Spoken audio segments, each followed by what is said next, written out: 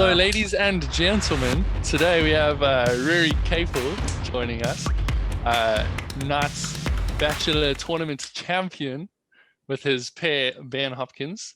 Yes. How was your weekend, Rory? Oh, great, mate. Yeah. It wasn't really a weekend for you, was it? It was like a whole week, really. Yeah. So yeah, me and Tracy were setting up at Western Lawns on Wednesday. So we've been up for pretty much 5 days in a row, pretty much. So starting off on the Thursday, Western Lawns, we had the under 15 friendly, which is aimed at the Pony Club guys. Obviously we're big supporters of the Pony Club, and think the way that you should do the sport, and particularly in the UK, is to focus on Pony Club first until you're at the age where you're out of Pony Club, which is after the age of 15, and then we're here to then accommodate the under 18s and opens afterwards. So that was the base of sort of pushing everyone to keep focusing on the Pony Club and all the experiences you get there and knowledge you get from there first. Yeah, I was pretty there were a couple of races going on that I had no idea what they were even called. I was like in the commentary box and I was like, next up, I think it was like something scrambled, toolbox scramble. There was the equipment jumble, which is when you got the pyramid jumble, and the quoit and the that's ball the and the mug. Yeah. It's actually quite a good race, actually. I think vaulting on with a pyramid is quite a good skill, actually. Yeah, it's hella challenging. It's like trying to vault with a sword. Yeah. That's always a bit of a weird one. When you got the rings on it as well, it's like, how do I do this without not breaking this thing in my hand, kind of thing.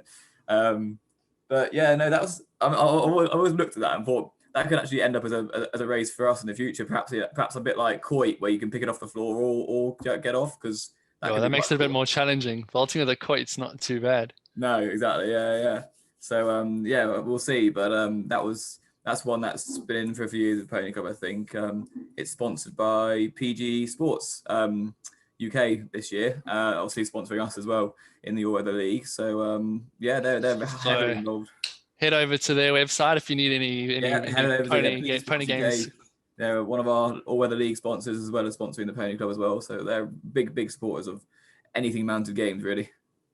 Awesome stuff.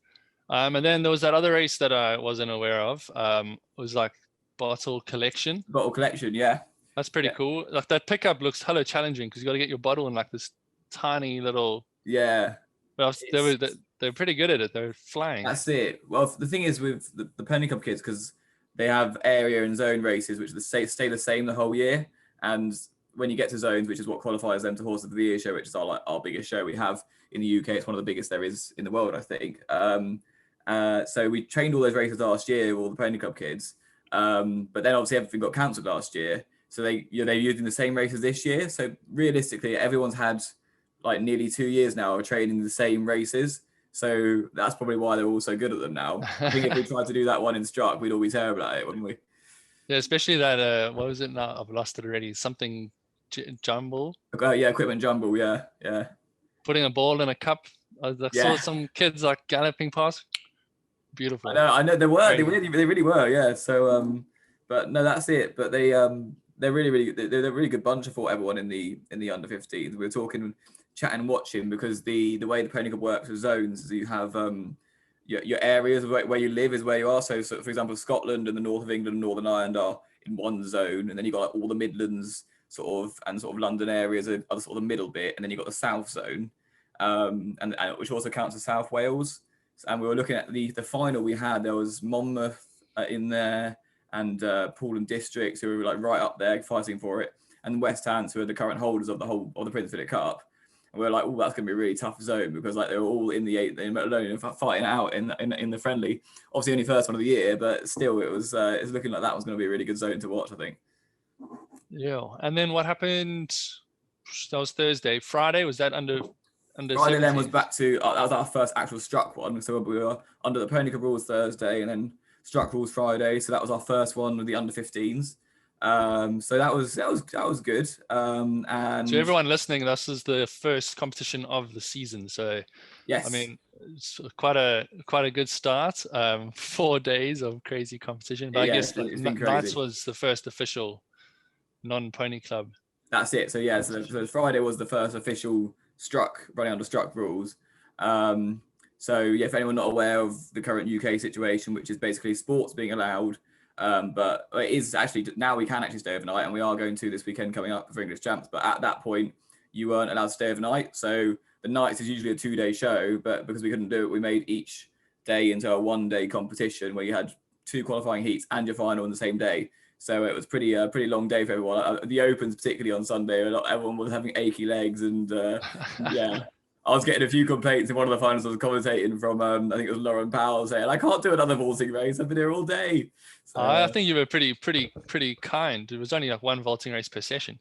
yes, but I thought we usually quite heavy on vaulting races in Struck. We do more vaulting than I think than the MGA do or Pony Cup do.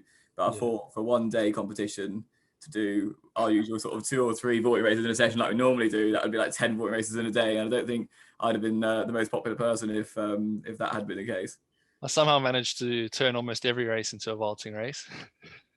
Well, I was watching you, Carl, and you were pretty good. And then the best moment though was the mug race, and I was on the near side where we were commenting. You were in lane 1, so you're right next to me, and you missed your last mug put on. I went, "Oh, Kyle!" Oh no, it's just like because Tom, my pair, if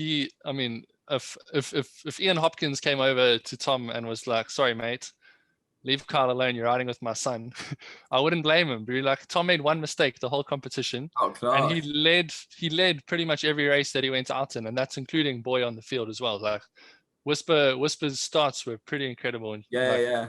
He always got the change and had heaps of time. Yeah. Obviously, I'm not used to riding the horse because I ended up on Tom's horse because my pony was lame. But fuck, I had such a good time. It was good fun, and like I can't fault that pony at all. But he's so nice. At home, I've always looked at him and been like, shit, he's a bit of a handful.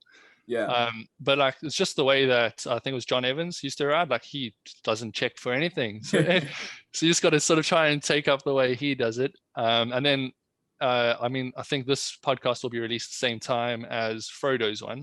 I'm looking forward to seeing that. One of the things that Frodo recommends in the podcast, which everyone would have heard today, is he said that everyone's going to be arriving at the competition and pretty much just taking it slow, trying to like get their ponies used to the arena, and obviously everyone's rusty first competition back. And he was like, if you guys want to be strategic and you back yourselves, go and win the first couple of races, get yourselves a nice comfortable lead, and then just sit in it, which is basically what your mum came over and told me once we won the first 3 races. But fuck, sitting in it just, it works. I would wish I guess it's also because I'm on a different pony and I don't want to really be making excuses. Yeah. But like I just battled to get him to like come back and like sit and let me do like a slow put on, for example. Like everything's like 100% with him, which I just got to be better. Well, the amount of people I heard chatting saying how well they thought you were getting on with Rado, and they're like, wow, everyone was really impressed, which is a good sign, sort of first thing of the year to be hitting the ground running. But no, you're right though. Like, there's certain finals, like the Struck Individuals, for example, last year was a very hotly contested final. I was pretty knackered from sort of running it, and I literally knew I didn't have the leg energy in me to go and attack that final and win it from the off. So I went for a whole sitting in for pretty much every race, attacked 1 or 2, and that was nearly enough. It wasn't quite enough at the end because Ben Hopkins won it, but it was nearly enough to win it. So there are certain times where you can really win and do well from just sitting in and letting the points come to you rather than you attacking the points. Absolutely. Just focus on your stronger races. That's it. Yeah. Well, for you and Ben, it's like you got some pony power, so it's like, oh, it's all right. I'll do one in Carton. I'll do one in sword lances for me. Like we should have. Yeah, you can look at the races. What I'd always say to anyone for a final is to look at your races and work out what's to come and when you can attack and when and those kind of things. And I'm sure Frodo will say sort of similar, pick your moments kind of thing. So yeah, no, I'm intrigued to watch Frodo's podcast, but it's definitely a good tactic to go for. We kind of I think we'll probably adopt that now for our team competitions going forward now too. Next weekend English champs, just because if you can get a little head start while everyone's still on the back foot, it really helps. Like you can literally take it off for the rest of the session. Obviously with teams there's a lot more space for errors, but then also another thing that Frodo was saying, like once you've made a mistake, like don't worry about trying to then catch up and beat everyone who hasn't. Like just be the best of the rest. Yeah. Which is another thing. Like just taking the most points with the least amount of risk at the end of the day. Yeah, well, that's it. That's it, exactly. But yeah, no, it's been a good few days, and then yeah, I'm straight back to work myself now. So usually, whenever I run like a long show, the Monday is a day off for me. So I just Rest day, yeah. I try and lay in bed all morning and just try and like catch up on sleep. But I've gone straight into work, so I'm waiting for that catch up day. I've kind of had it today because I'm just kind of stuck in this hotel room all morning. So I've kind of had a bit of a rest day today. So I've got no excuse, and then I'm really looking forward to not being in charge at the weekend and actually be able to like relax and have a beverage. Oh yeah, definitely, 100%. Yeah.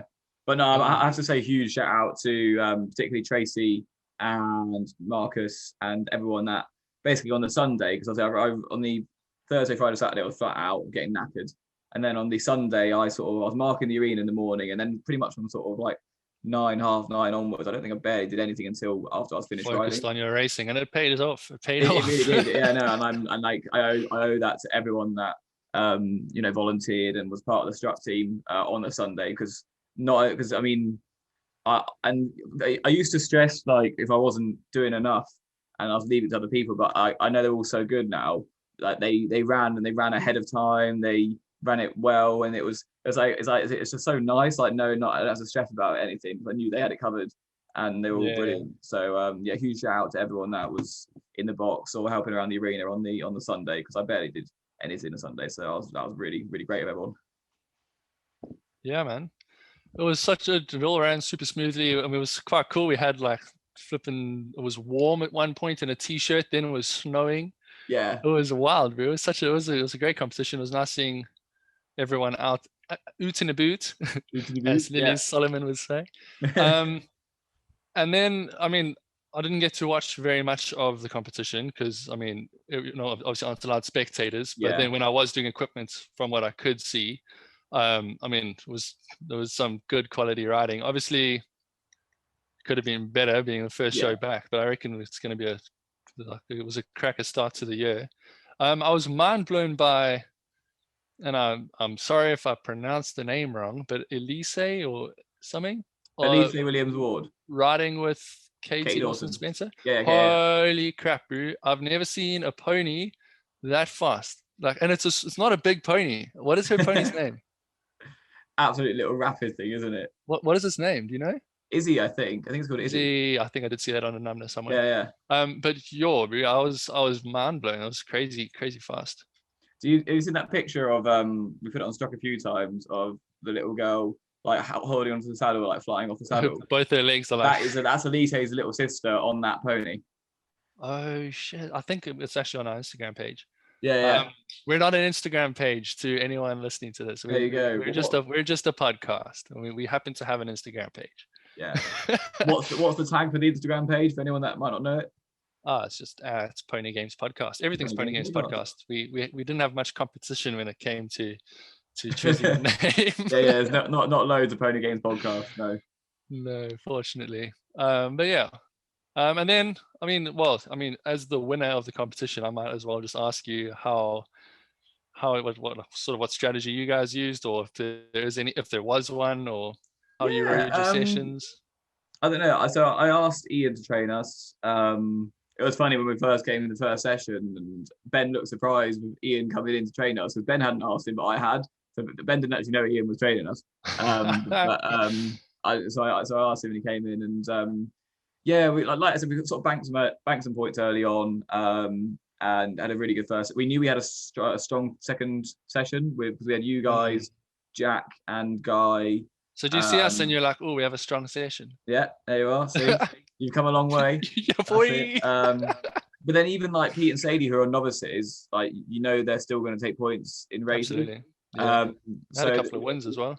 That was it. So we looked at that and we thought, yeah, let's get a good bank of points in this first session, so take the pressure off for later on. And then weirdly, the one later on, actually, we did better than the first one. We only got 1 point off max, and it was Pete and Sadie that stopped our maximum. Sadie and 4 flag. It's always her race, that one. She just came through and nicked it off me. I was like, damn it. But then obviously at that point, it was kind of battling between you two and Jack and Guy about who was going to get in the last spot in the A final. And then obviously Jack and Guy, the last race didn't go that to plan to them, and they it nearly missed out. Jack was sweating. the best thing was, so Dion and Mike should have knocked them out, but Dion and Mike didn't. So Jack, thought they were safe. However, there was one more pair that could knock them out, and it was Lisa Davis's two Pony Club kids that were riding up into the open age. At one point, I was stressing about some kids beating us. I was like, oh no. Yeah, that was them. So that was Hope and Sam. And I rang Lisa and said, Lisa, you need 28 points, and you're not Jack and Guy out of the final. She went, okay, I'll see what we can do. And they got 26. They got so close. It would have been so much better as well if we didn't have them, because they almost didn't make the A final, and then they came second. And then they nearly beat us. Yeah. So that was quite funny. But that often happens there. I swear, when people don't have great heats and scrape into a final, they nearly always compete for it, because it's kind of like, oh, if you think about your stats for the day, like if you end up having like a 30% failure rate, which for some is high, and obviously for some it's not. If you're gonna do all your mistakes in the first two sessions, exactly. I mean, it obviously doesn't work like that, but I mean, no, you can be hopeful that you've got all your mistakes out the way. 100%. And but yeah, no, thinking back to it, thinking back to inter-counties and stuff like that. Obviously, Northumberland were last into inter-counties last year, and then they won it.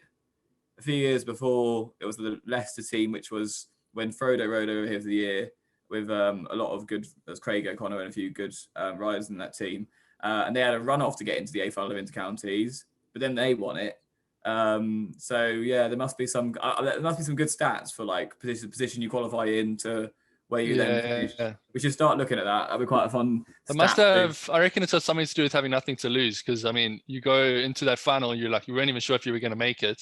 Yeah. And then you're like, oh well, we're in it at least. Like now we've got nothing to lose. You might as well just. That's it. Go for it now. Like a reset, which helps. Yeah, might as well relax. Calm the nerves a bit. But you mentioned Ian a second ago and how you asked him to come and do your equipment. My man, when you're waiting on the line and everyone's ready, and I know Pete and Sadie probably should get more flack for this, because they made us wait like half an hour while they were late for their session. wasn't that long. But Ian was constantly in the field, but makes everything absolutely perfect. My stepping stones can be like skew, and I was like, oh yeah, it'll be fine. But then I guess that's why my horse ran over the stepping stones. Yeah, I don't know. I'm things like stepping stones I'm usually quite chill about, but there are certain things that I like a certain way, and there's everyone's got certain things they like. Like for me, I like mugs a certain way. A lot of people fall flag. I think nearly everyone likes their firework flag a certain way around, particularly if you're doing inside turns at the top and stuff like that. But there are some riders that literally every race it's like, I need it like this and do it like that. It's like, that's a bit too much for me. But I feel like Ben doesn't even say that. Ian just knows. He's like, no, this has to be perfect. Yeah. And he's like, I mean, you can't knock the guy. I mean, he brings the results every time, and I'm sure he's listening to the podcast now. Yeah. Well, you were chatting to him when you were trying to get him on at some point. Yeah, I think he could be pretty interesting. He's got a shit ton of experience and interesting person to speak to. He's always a good laugh. Yeah. We had we were all there, weren't we, on was it Thursday evening when the Harrow broke in the arena at Western Lawns? Yes. What happened? Did they manage to the arena before the competition?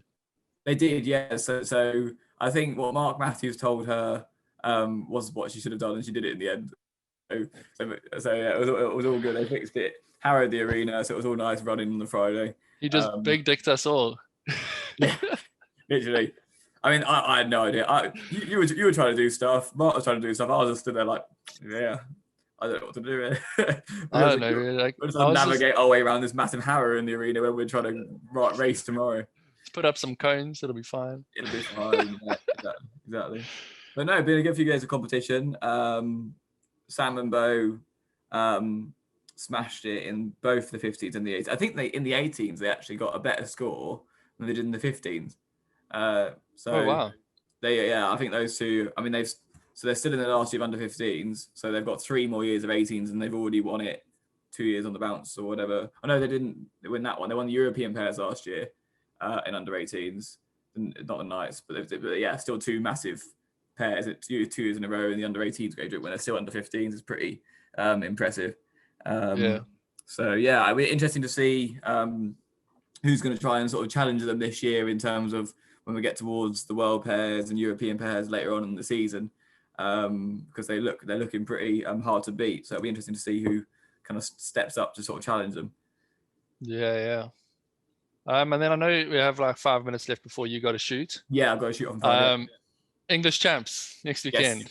Well, this weekend for everyone that's listening to the podcast, it is pretty much going to be listening to it on Friday, the day that you're arriving at your competition. Yeah. Tell us about it. What's happening? I don't know. Obviously, it's first show of the year where overnight stay is allowed. So it's actually going to be raucous. I mean, it shouldn't be by the rules, but I mean, we can gather in groups of 6. We can drink outdoors and be there and stay overnight in our own, lorries, tents, whatever. That's absolutely fine.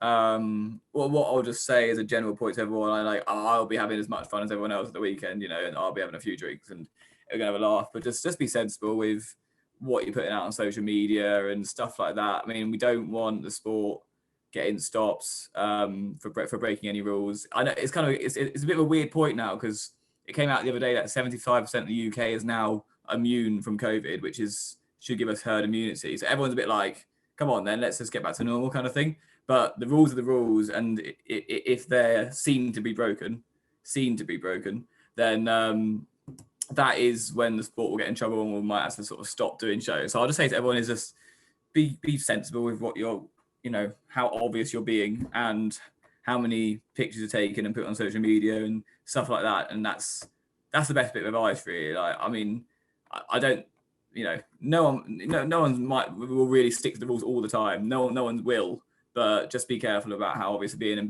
particularly around the arena with the rules and masks and stuff. Just make sure everyone's following the rules. It's going to be a really stressful job for the England MGA this weekend with particularly Alison doing loads for it as well, and Pete and Alan, everyone in the England committee. It's going to be quite a stressful job. So just be polite and generous, and like I say, just don't be obvious about if you are doing anything dodgy. What I would say. And don't do anything dodgy. Don't do anything dodgy. Yeah. It's a hard one. It's a hard one, isn't it? Because we're all going to go there. We're going to have fun. Yes. The rules are a bit like gatherings of 6, so it's kind of like you should have 6 chairs and a gap and another 6 chairs. But yeah, just be sensible and have a great time. I reckon Owen might have a better chance of having some success this time. He doesn't perform well when he's not hungover. He didn't do very well at nights. No, he was on top form last time at Aston Walls. No, I'm really excited. I'm excited to see everyone. It'd be nice to have an overnight stay. And I'm excited to compete with the team because I just particularly, I mean, it's the same 4 we had last year, but obviously Ben's into the team, and it's quite nice to get that first one underway and, see how it's like. You guys got the same team this year, and you got exactly the same team. So that's quite nice in a way as well, because you can kind of kick off from where you left off from last year, which was very a good. Win. Yeah, it was the same show last year. It was the last one, wasn't it? English champs. Yeah, I mean, that would be nice. We'll see how it goes. That's it. Actually, I did hear from Mason, the reason he can't be here is he's gone to the engravers to get that trophy engraved ready for the weekend. So I know. But yeah, I'm excited for all aspects of it. I'm excited for the competition, and I'm excited for seeing everyone have a few drinks outside. And how about you? You keen for this, Kyle? Boo. I am quite excited just to have a beverage, sit around with some people, 6 people. Yeah. Have a beverage and I don't know, socialize. It's been a while. Yeah. It has. It's been too long talking to a wall. That's all I do. Every day. Yeah. But give me your predictions now. You got 1 minute. A final. Okay. Who's in it? Hard to call. I can't name 6 teams or 7 teams. I think they usually have. My A final. So yes. Do that. Okay. Let's go with. See, I want to be biased and say all the Berkshire teams, but I'll let's go us. Yeah, Royal Berkshire, South Shropshire, Staffs. I think you guys will make it. As long as you don't ride stupid, I'm sure you'll be all right. I'm trying to think who else there will be. The Northumberland team should make it. Yes. Sussex, and I'm sure I'm missing someone quite obvious. There must be like 3 teams that are gonna. Yeah, still there's be- always a few. I mean, the Leicester Forest team should be quite good. Maybe them. I can't think. That's definitely my 6. Oh, that's all right. That's cool. That's cool. Yeah, We'll we'll say Leicester Forest for my 7th. I think I've missed someone, but I can't think who. So That's all right. So next yeah. week we'll see how your prediction goes. Yeah, we'll see how they go. Well, once the heats come out now and all those 17s being the same first heat, like, well, that's my predictions fucked. Oh, I look forward to it. I'm excited. Awesome, man. Well, I'm shooting off to set now, so I will see you on Friday evening. Sick, bro. Have a good one, and everyone listening, good luck with the competition this weekend. Cheers, guys.